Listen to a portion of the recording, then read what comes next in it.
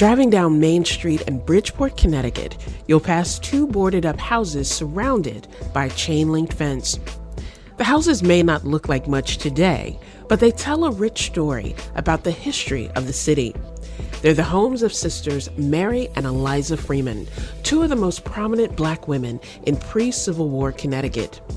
Fast forward to the present, and one Bridgeport woman is on a mission to restore those houses and preserve their story.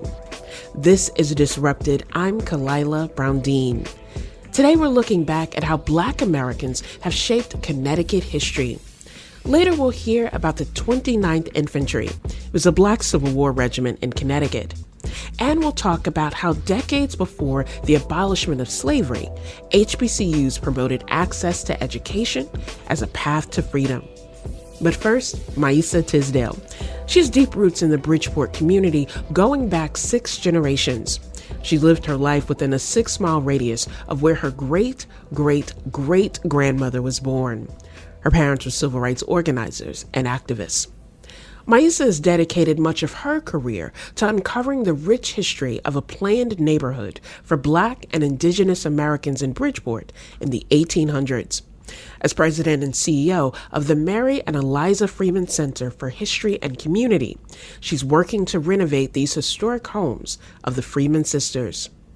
We last talked to Maisa on our show about 2 years ago, and we wanted an update because the center was recently awarded a $750,000 grant by the National Park Service. It's part of the Historic Preservation Fund's African American Civil Rights Grant Program. Maisa Tisdale, it's great to have you back on the show. It's great to be back. We spoke about 2 years ago about the Freeman Center, about the history of those founders and what it means nationally and globally to have this project. But for our listeners who may not remember that conversation, give us a brief overview of how the Freeman Center got started. Well, the Freeman Center grew out of a movement, a grassroots movement to save the Mary and Eliza Freeman houses in Bridgeport, Connecticut from demolition. And the houses were built in 1848 by 2 sisters, and they're the last remaining houses of one of the oldest settlements of free people of color in the nation. So that history of having 2 women who were at the forefront of that effort during that time when we know women overall had very few rights that were protected. And to have these 2 Black women say, we want to come together, create this sense of community and building together. It's not lost on me that you are the person who's helping to continue that legacy. What does it mean for you to be president and CEO of the center, to continue that legacy and share its importance more broadly? What does that mean to you? It means everything. When you're growing up and people ask you what you want to be, you think of things that you've heard of. I want to be a doctor, a lawyer, or a nurse, but I never could have imagined actually having a job that immersed me in the history of African American people, especially in the local history here in Bridgeport, Connecticut. So for me, I've always had a love of history, and my mother's family arrived in Bridgeport not long after the Civil War in the 1870s. My father's family came during the Great Migration up from the South. And so they were history buffs, but they also passed on family history. And I knew this place was a special place. And over the years, I've heard so many disparaging things about Bridgeport, and not everyone holds their head up with pride. But I always felt, I knew in my heart of hearts that there was something special here, something I could feel it in the soil beneath my feet. And it turns out that Bridgeport, Connecticut has very deep African American roots, and of course, indigenous roots, because these are the people who lived here and originated here. And to bring so many groups of people of African descent together in the 1800s, and so many people from different tribes together, and have them build a settlement in an urban community that had a reach throughout the Atlantic.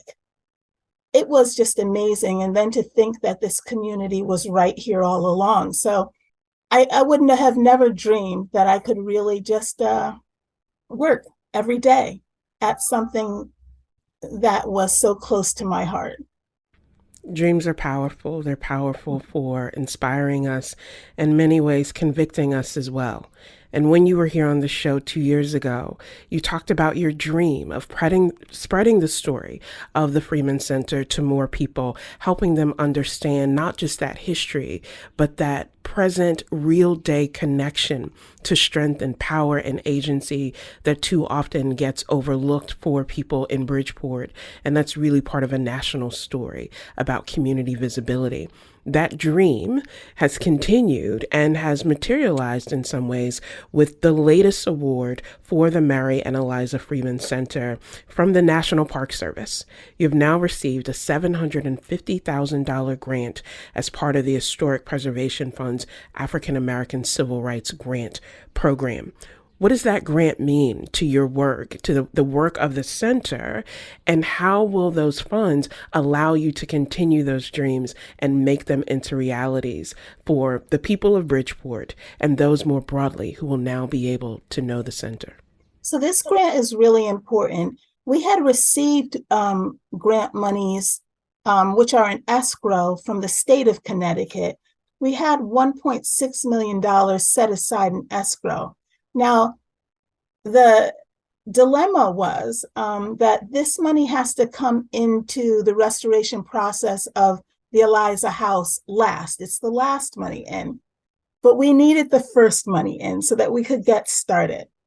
And we wrote a grant to the National Park Service, to the Civil Rights Program, Preservation Program, for that first $750,000 that we needed to actually start construction on the site. And then we can move on into the funds that are waiting in escrow. So we really, really needed the money to start the project. For the National Park Service to step up is extremely significant and validating for all of the people who have pushed for this project from the very beginning. Because what we had to do is prove the significance of these houses and the Little Liberia community to the national struggle, the national evolution of civil and human rights. And so that was a story that unfolded little by little as we did our research, where we saw that Little Liberia was not just a place people moved because they didn't have anywhere else to go or because white people weren't nice to them back then. This was a planned settlement. It was, in essence, self-segregating, and it was a place where people could work and they could also serve other people of color. So it was a sanctuary city that allowed people from diverse, indigenous, and African American backgrounds to come and be whoever they were in a place where they were safe. They were extremely prosperous because they leveraged trade ties and networks with the Black Atlantic, with other free Black communities. But what we saw that we didn't know when we first started researching is that they also played a role in trying to bring about freedom and opportunity for people of color.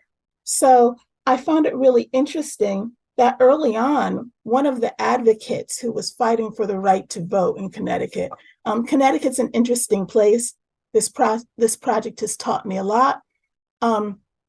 Black men who had property were allowed to vote when this state was a British colony. So the British had actually allowed free Black men to vote. Many of our men actually fought in the war for independence, both Black and Indigenous men. But when this state became part of the Union, when they became part of the United States, they reserved citizenship in Connecticut only for white people. So all of a sudden, Black people were disenfranchised. So Connecticut actually never did give Black people the right to vote. For 100 years after the founding of the United States, in Connecticut, Black people didn't have the right to vote. They had to wait until enslaved people got the right to vote after the Civil War in the amendment to the Constitution. And so this is the story that we get to tell. Within the National Park Service, they have a civil rights framework, and we're part of the era that they call the emerging cause, from 1776 to 1865. Maisa, as someone who grew up in the South and moved to Connecticut, right? In the South, we have this sense of history. We know how these laws worked, and we often have this glamorized view of the North as being this place of limitless opportunity, unbound freedom that people wanted to go to. And it is why the history that you just shared is so critically important for all of us to understand that this truly was a national experience. Even here in Connecticut, that we think of, as being progressive in particular ways, Black people, Indigenous people were still denied the very basic rights of citizenship, but also denied the ability to just be and to be in a safe place where they and their families could thrive. I want to juxtapose that with the reality that we're seeing in Connecticut and across the country of this denial of history, of this refusal to teach history and its complexity and its completeness. And even here in Connecticut, debates about banning books because the material may be uncomfortable to people. When you think about where we are in this national moment, and I would call it a national crisis, and you think about the work that you're doing at the Freeman Center and what this grant will allow you to do, what do you see as that future that you're building toward, and how the Freeman Center can be positioned to help us tell this story more completely? Well, that's why I think it's so significant that we'll actually be able to start construction. So this was one of these stories that was lost to history or erased from history. And it wasn't a flattering one for this mythology of the liberal North, where, good white people started an underground railroad and people could come here and there was freedom. And it turns out that wasn't true at all. It turns out that free Black people established and ran the Underground Railroad and found white allies to assist. And that's what was going on in Little Liberia. We would have no memory at all. This story was brought back to modern memory in the 1980s. But for these two houses built by these two sisters standing, the last houses standing of this community, we would never know. It becomes important to preserve structures when it comes to a history like ours that has been erased or distorted, which in turn distorts the historical narrative of the nation as a whole. And I think it's important for people to feel uncomfortable. Being uncomfortable with history that is painful is a good thing. It shows that you have a heart.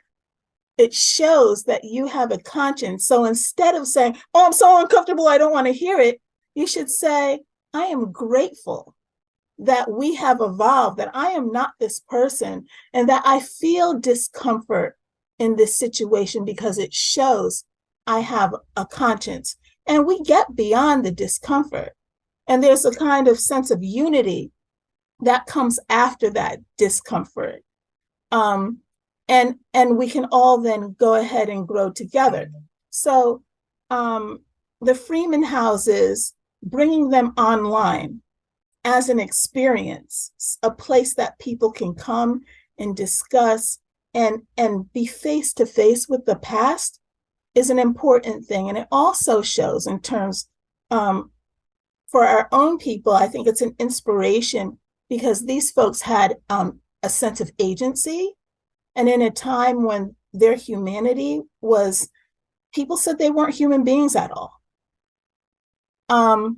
They could still have these accomplishments and look out for each other and arrange and have a place where people were free. And so if you don't look at the bad things, you also can't celebrate the progress. You need to see the distance that we've traveled as a nation, the journey that we've made. And so the discomfort is just the first emotion, and others will come after. So preservation, conservation, it's not just about the houses. It's about preserving a culture. It's about preserving the land and renewing the land. And it's about preserving the future of this nation where everyone's appreciated and giving us some kind of stability in that. Maisa Tisdale is president and CEO of the Mary and Eliza Freeman Center for History and Community. Thank you so much, Maisa. Thank you for having me today. Coming up, we hear from an ancestor of a soldier who served in Connecticut's 29th Infantry. It was a Black Civil War regiment. This is Disrupted. Stay with us.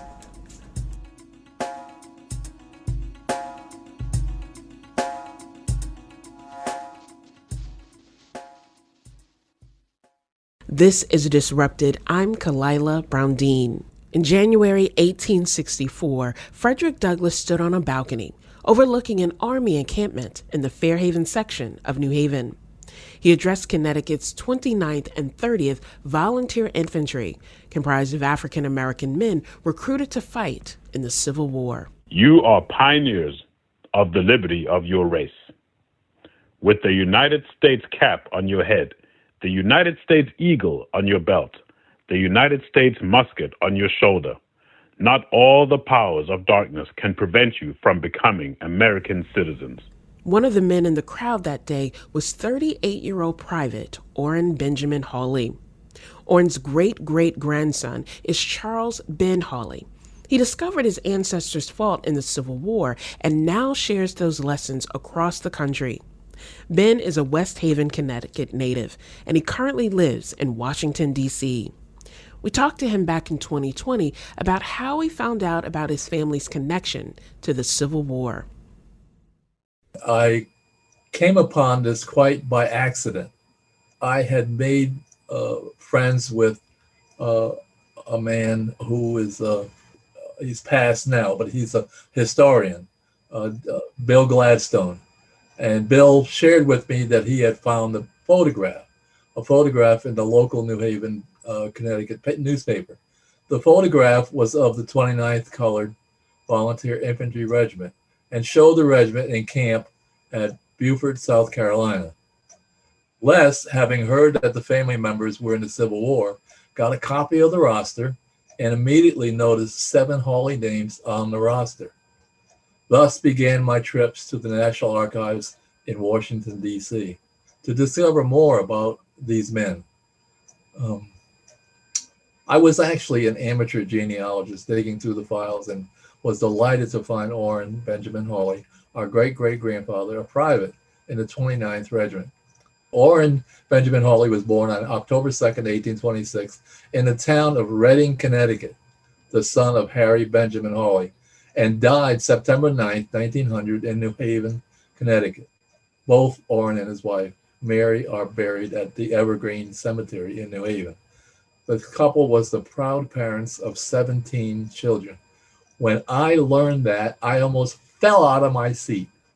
Who has 17 children? But they did. And then we were to discover later on that 2 of the children died. And this was quite common in agricultural families. Around 200,000 Black soldiers fought in that war, including men from Connecticut. Here's Ben Hawley talking about the men heading off to war from New Haven. They assembled on the green, and the ladies of the soldiers, which was quite common in those days, carried flowers. And as they marched through the streets to the waterfront, they threw flowers. And I just try to picture that. And that just brings up a vision that I'm happy and proud to talk about. They boarded the battleship Warrior and left New Haven, March 8th. They boarded the ship and went on to South Carolina, Beaufort, where they trained and did exercises that got them used to being soldiers. If you would realize too that these were men who probably never held a weapon in their lives, didn't know left face from right face or how to salute, but they learned very well. Frederick Douglass spoke to the 29th after there was some complaining that the soldiers, they were angry because they didn't have any black officers. So Fred gathered them around and talked to them and said, I'm paraphrasing now, listen, you have to learn your trade first. He said, look at your weapons. Who made the weapon? The white man. Your uniforms. Who made the uniforms? The white man. Learn your trade, do it well, and then you can lead the black soldiers. And I thought that was very significant for Fred to say that. I think there's a life lesson there about that idea of dignity. And to think about these were Black men at a time who were denied dignity, denied humanity, denied the very basic protections of citizenship, but were willing to come together and fight for something that was bigger than they were. And that legacy, we hear it. We hear the pride in your voice as you talk about that regiment and talk about your family's connection to it. You know, they back then, when people enlisted for the Civil War, they all went, the whole neighborhood went. Orrin, my ancestor, and his brother Aaron had his father-in-law. Orrin had his father-in-law in the same unit. Can you imagine having your father-in-law next to you? You know, because soldiers, they carouse and they play cards and they drink and they curse and all that. And can you picture this man, Orrin, having the eye of his father-in-law on him while everybody else had a good time? I just wonder how that might have gone. One of the things that when we think about change, particularly for Black veterans, you know, we know that Black veterans returned from Vietnam and often encountered the same kind of prejudice and discrimination that they thought they were fighting against, of not feeling fully a part of the country that they were fighting for. Was that the same for this regiment as they returned back home to Connecticut? Or did having that status, that military status, afford them some level of recognition that they may not have had otherwise?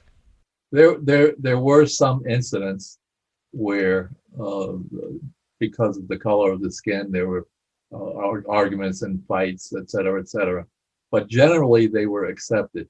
Now, when they were discharged in October 1865 in Hartford, Governor Buckingham, and another one, he made a long speech about, you men have done well, you've served your state and your country well.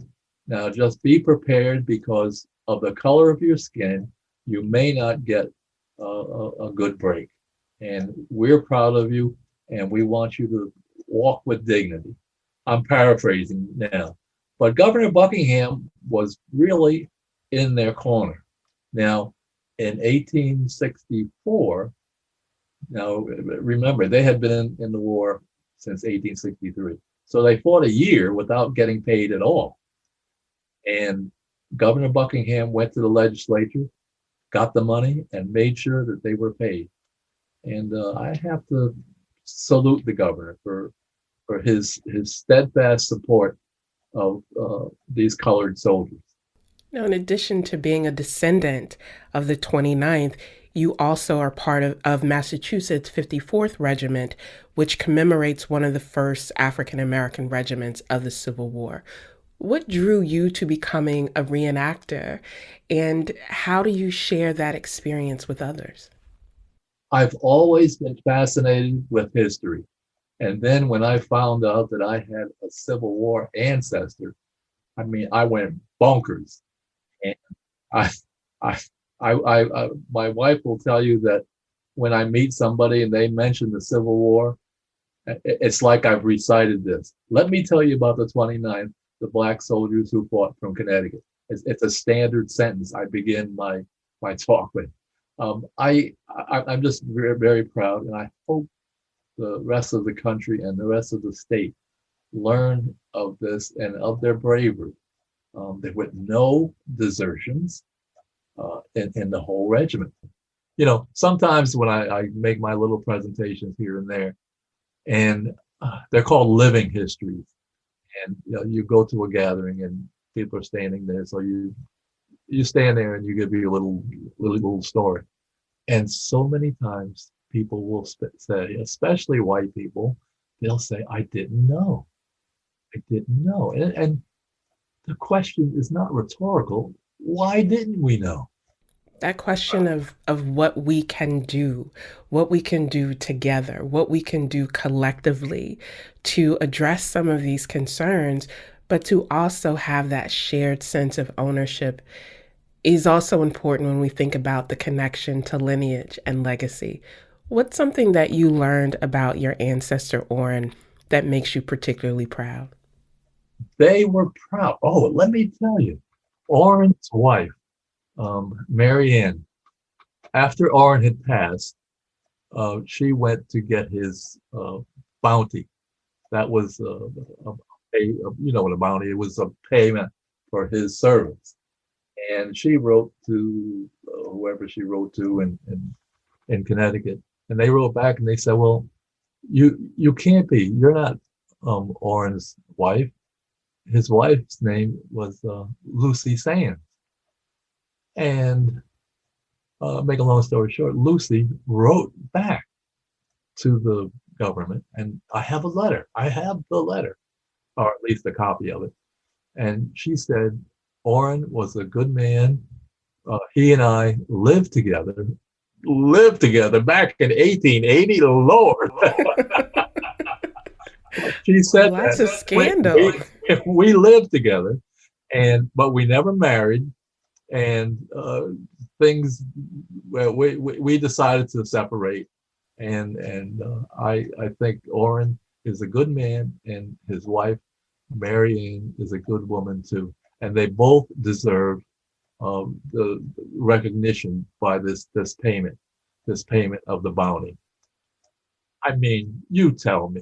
That especially tells me what he was made of. I'm very proud of that fact. And very proud that I have the letter too, or a copy of it. There's now a monument dedicated to the 29th Regiment in New Haven. Why do you think those kinds of monuments and markers are important for remembering the history that you've been talking about? They're very important because they stand as a quote unquote memorial to their patriotism and their fortitude for fighting in the Civil War. And again, most people didn't know, and it recognizes them, and that's a good part. That's a great part of history.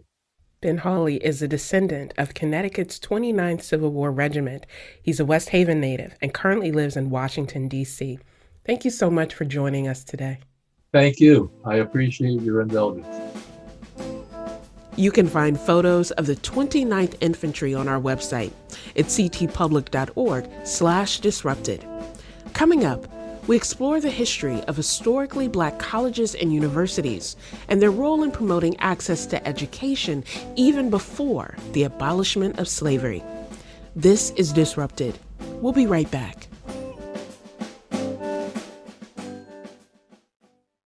Welcome back to Disrupted. I'm Kalila Brown-Dean.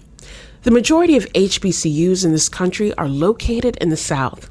And it makes sense, given the geographic concentration of Black communities and the historical development of these institutions.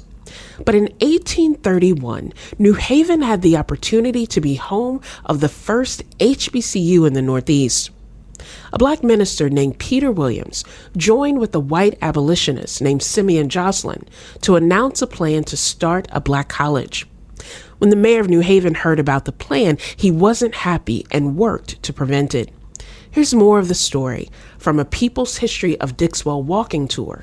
It's voiced by students from the Metropolitan Business Academy in New Haven.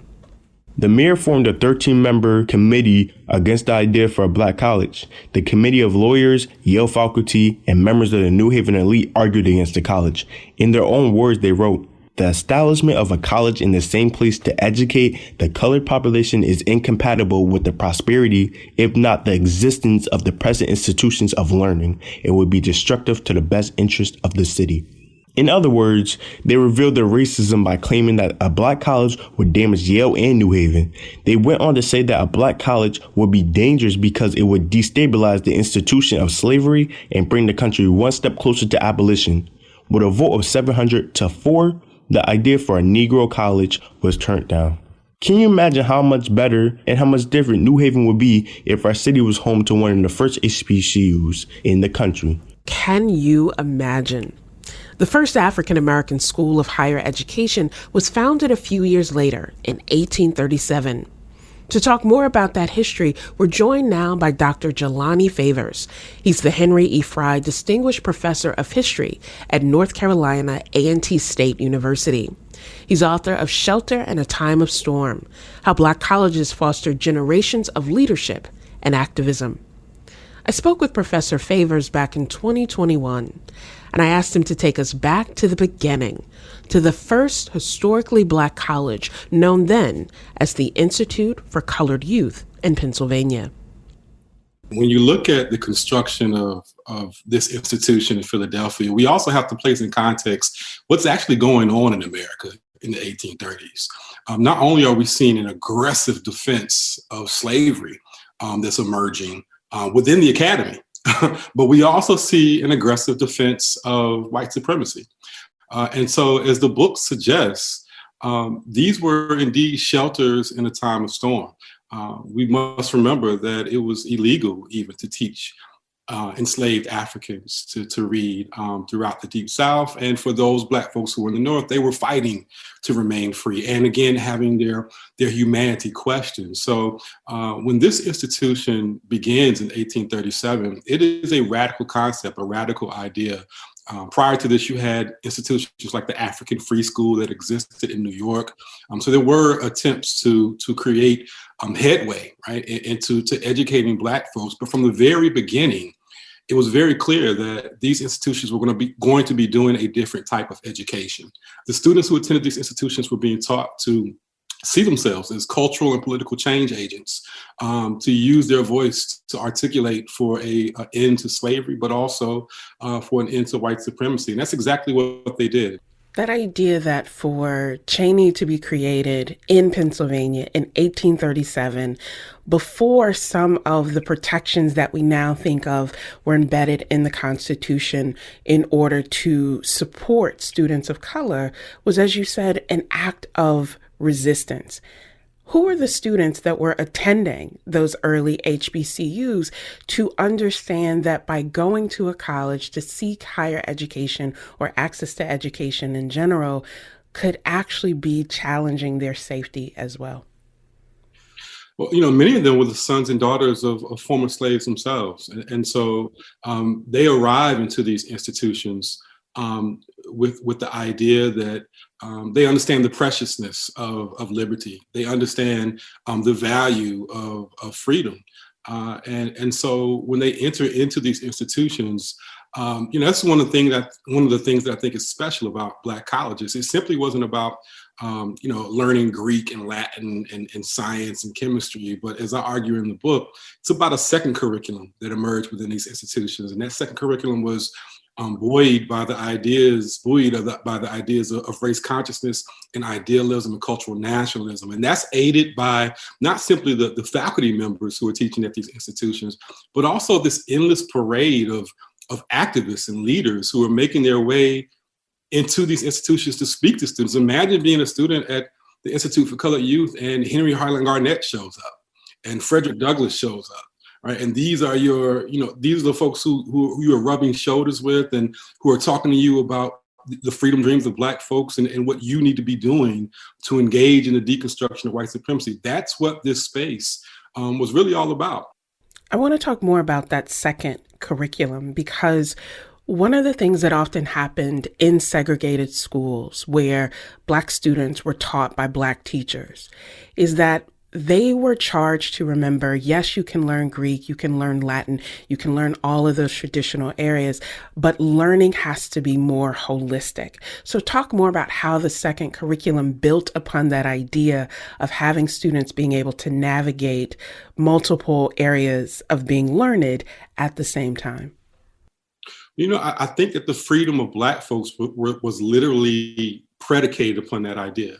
As I said before, these were institutions that from the start, they understood that they were educating a group of young people who the dominant society had deemed inferior, that had deemed incapable of adjusting and integrating into society. I mean, these ideas go back to Thomas Jefferson and so many of the other so-called founding fathers who espoused on these concepts, who wrote on these concepts, who taught these concepts within predominantly white institutions. And so Black colleges became a very radically different space. And so when we talk about the second curriculum, again, I define that through race consciousness and idealism and cultural nationalism. These are the three concepts which were brimming within these institutions. I talk about this in the introduction of the book of James Weldon Johnson arriving at Morehouse College and saying in his memoirs that, everything we talked about dealt with race.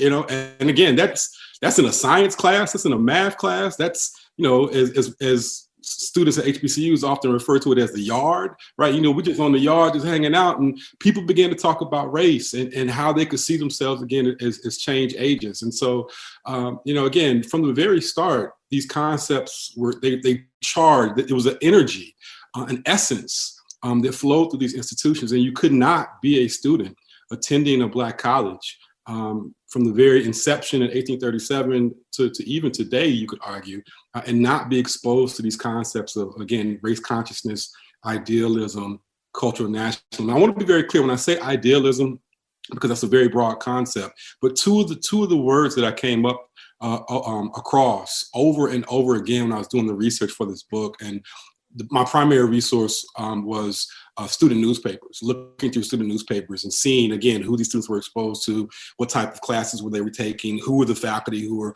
on these institutions, what were their thoughts as they began to write editorials. Two of the concepts that emerged over and over and over again were citizenship and democracy.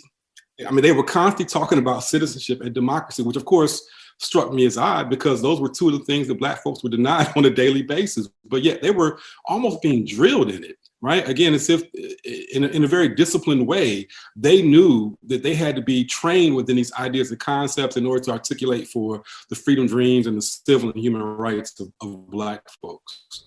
Jelani, one of the challenges that I think have been a part of the evolution of HBCUs, one of those challenges has been understanding their position within this broader structure of the United States, this broader framework of denying Black agency and denying Black brilliance, and understanding that they have an obligation to affirm that, as you mentioned, and to promote citizenship, democracy, and connection. But to also understand that as an institution, they have to survive. And often that has meant having more conservative leaders who want students to promote the very best of the race, so to speak, was, one of the phrases used. and engaging in a sort of respectability politics of we need to be more conservative in our demeanor because we want to show that, in fact, what we are fighting for is worthy. Do you see that tension playing out across HBCUs historically, or do you think that it depended on, which schools or where they were located or who was leading them? Well, that last part is an excellent point, is that it definitely depended on the schools and the institutions and geography and the politics of the environments in which they were surrounded. But one of the other concepts that I use in the book is this idea of communitas. It's a term which was originated by a cultural anthropologist, and it simply gave me a different way to talk about space and the importance of space. And one of the things that I found very unique about HBCU life is that the space in itself was extremely complex, right? Is that you get this sort of interstitial space, right? Like a space within a space. So at the top, you have administrators who are doing what they need to do and saying what they need to say in order to preserve the viability of the institution and court funding from both state legislators and private benefactors. But at the lower level, this is where you begin to see the work of the second curriculum really beginning to take place. And it's a special thing to see a faculty member be able to close their doors, right, to their classroom and to begin to work, right, to embolden and affirm Black youth in their identity, in charging them with a mission, right, to engage in uplifting the dignity and humanity of Black folks. And this is what took place, right? And so, yes, there's sort of this kind of public persona of Black college administrators having to toe that line of courting to conservatives in order to preserve the financial, again, viability of the institution. But you also, below that, begin to see those same administrators specifically and deliberately hiring the type of faculty who would mold and shape a very explosive and powerful generation of young student activists. Every couple of years, there's someone who will ask this question, why do we still need HBCUs? So I, give the scholarly side eye whenever I hear that question asked. But I think in this political moment, it's important to address what those institutions continue to contribute, not just for Black students, not just for Black faculty, but for this country overall. What do you see as the place of HBCUs, given this history that you talk about and the sort of current moment? One of the things that I think has really come to light, Black folks are exhausted. Right? Black folks, it's tiring, right, to be a Black person in America and to constantly have your humanity and your dignity challenged and robbed from you. And again, we see this on so many different levels playing out. And one of the things, again, that HBCUs have provided is simply a space where Black folks could breathe free, right? That Black folks could, again, be unapologetically Black, could be affirmed, could not, could be in a space and go without having their humanity and their dignity and their intellect questioned in a way in which it suggested that they never had humanity and intellect from the start. And I think that one of the things that we see taking place, and this very well may be a slow building movement, but we do see people acknowledging HBCUs, and we do see a number of Black youth who are exhausted by their experiences at predominantly white institutions and say, look, maybe I should consider going to an HBCU to where, again, they don't have to deal with these daily questions of whether they should be there. And I think that's important to maintain spaces like that and to upkeep spaces like that and preserve spaces like that for future generations. Given this sort of broader attention to HBCUs, there are a number of very wealthy donors who have now decided that they want to put their money into these institutions. And one of the things we also know is that, the federal government and other entities were willing to fund particular types of programs at HBCUs. So in particular, STEM programs, to say this should be the priority. Do you have any concern about how that may change the character or the mission of HBCUs, if that is the sort of track that students are being exposed to based on funding? Or do you think that HBCUs can maintain that holistic view of what it takes to move community forward? No, I think that question is so spot on, and I think you'll appreciate this little story. One of the voices that I ran across in my research was a person who can really be considered the father of Black political science, and that is a gentleman by the name of Dr. Rodney Higgins, who was the founding creator of the political science department at Southern University. And I ran across a speech that he gave in the 1950s at the National Social Sciences Academy or organization, or something to that extent. But he gave this speech in the 1950s warning that the writing was on the wall, that he was beginning to see a push away from supporting the humanities and supporting the social sciences at these institutions. Of course, the 1950s going into the 1960s, we see the beginning of sort of the space race age, and we're living in a post-nuclear society. And so those concepts and ideas and technologies began to filter into, as you said, higher education in general, not just Black colleges. And so that begins to transform and change the curriculum. And it's Rodney Higgins who says, look, you know what, this is going to be troubling moving forward, particularly for HBCUs. Why? Because HBCUs had, again, provided a curriculum that provided training for Black students in humanities and social sciences. And without that training, right, how could we equip students to properly articulate the concerns and needs of Black people? And so moving forward, and this is something that I address in the epilogue of my book. In fact, the epilogue of that book deals with the corruption of the HBCU communitas and how things have in some ways devolved. And a lot of that has to deal with the promotion of STEM. And again, as I often say when I give talks and interviews on this is not to denigrate STEM as a field, right? I think STEM and Black people in STEM are vitally important. But the humanities and social sciences were the bedrock of the Black college experience. If we consistently focus and promote STEM on these institutions, and of course, much of that is done because, again, that's where the dollars are.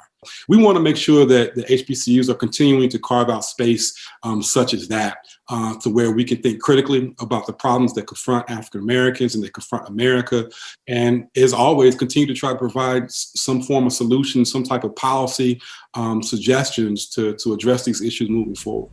Jelani Favors is the Henry E. Fry Distinguished Professor of History at North Carolina A&T State University. He's author of Shelter in a Time of Storm: How Black Colleges Fostered Generations of Leadership and Activism. We'll post a link to the People's History of Dixwell walking tour that you heard earlier in the segment. You can find it at our website, ctpublic.org/disrupted.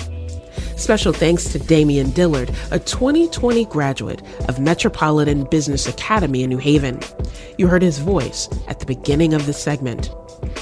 This episode was produced with support from Kevin Chang Barnum, Katie Tolarski, Wayne Edwards, Meg Dalton, and Daniela Luna. Special thanks to Nana Danso for serving as the voice of Frederick Douglass. You can find a list of Juneteenth events happening around Connecticut at our website at ctpublic.org/disrupted. I'm Kalila Brown-Dean. Thanks for listening.